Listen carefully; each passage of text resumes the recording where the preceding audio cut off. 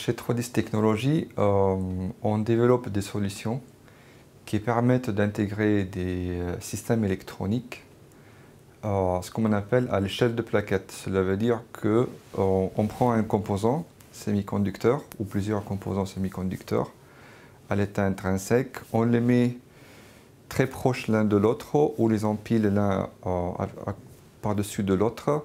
Ensuite, on applique nos technologies innovantes qui permettent de réaliser des connexions tridimensionnelles électriques entre ces différents composants.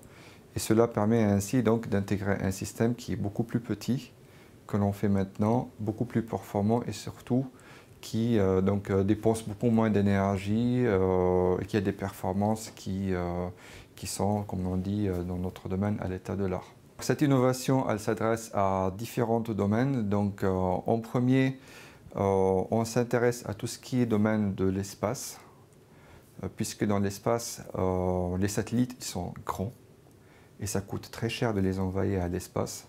Donc, nos innovations ils vont permettre de réduire la taille de l'électronique dans ces satellites, donc du coup réduire leur volume et le coût de ces satellites, le coût de les envois en espace.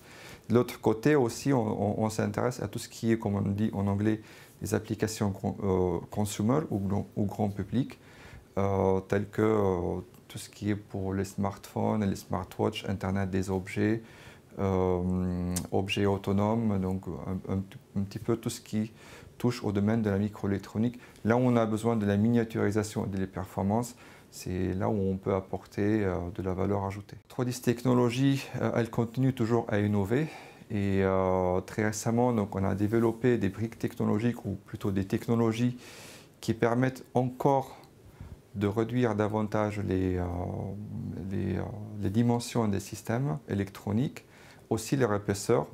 Et maintenant, on est en mesure de créer un système entier sans ce qu'on appelle une carte mère.